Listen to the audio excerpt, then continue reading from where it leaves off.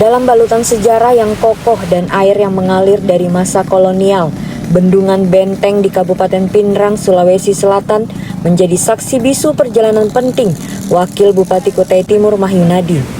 Usai kunjungan kerja ke Kabupaten Sindireang Rapang atau Sidrap, Mahyunadi didampingi istri Mas Riyati serta PLT Kepala Dinas Pekerjaan Umum Kutai Timur Joni Abdi Setia menyempatkan diri menapak tilas peninggalan Belanda yang dibangun tahun 1939 tersebut pada Selasa 29 April 2025.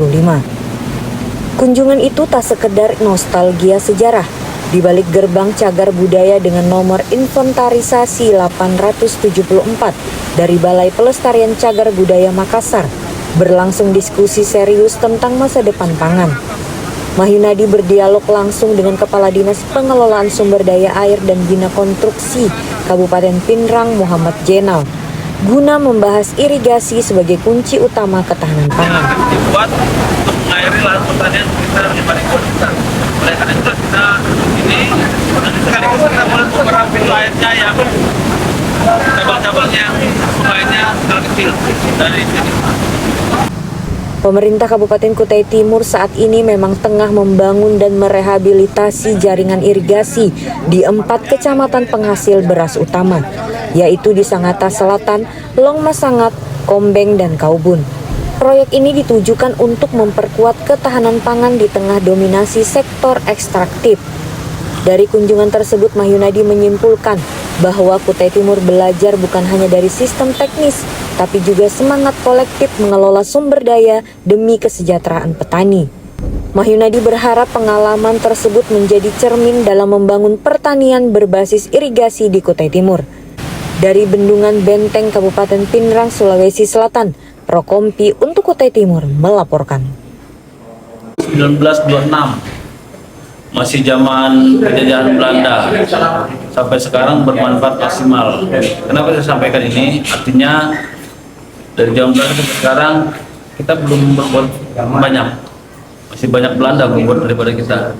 Nah, itulah kenapa memang kita harus memikirkan sebuah proyek-proyek yang besar yang bisa bermanfaat sampai ratusan tahun yang akan datang. Seharusnya kita berpikir begitu. Proyek ini sudah 99 tahun ya. Sudah 99 tahun dengan ini bagus.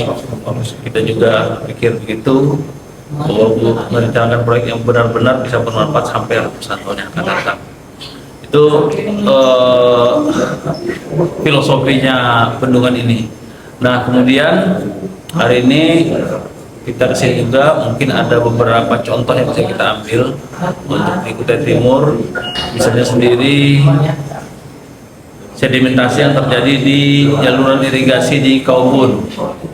Itu kan salah satu alasannya karena air kita keruh mengandung banyak lumpur. Ternyata kita di sini juga airnya keruh mengandung banyak lumpur. Kenapa tidak terjadi sedimentasi? Karena ada swakelola atau dana insidensial yang dikelola oleh Dinas PU yang selalu rutin tiap 2 tahun sekali dilakukan pembersihan jaluran itu. Yang kedua, kenapa juga tidak terjadi sedimentasi? Karena di sini merupakan urat nadi. Urat nadi kebutuhan pertanian masyarakat. Kalau ini buntu, maka masyarakat terhambat urat nadinya. Kalau di Kutai Timur belum menjadi urat nadi, karena di sana urat nadinya adalah sawit.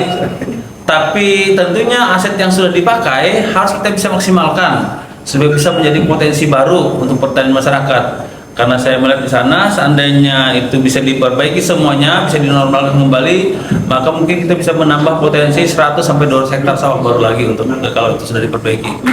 Nah, ternyata disinilah kita melihat bahwa memang ada beberapa hal yang harus kita segera perbaiki, baik dari sisi program maupun dari sisi anggaran juga harus kita backup, melakukan perbaikan-perbaikan aset-aset kita yang ada di Kabupaten Kutai Timur.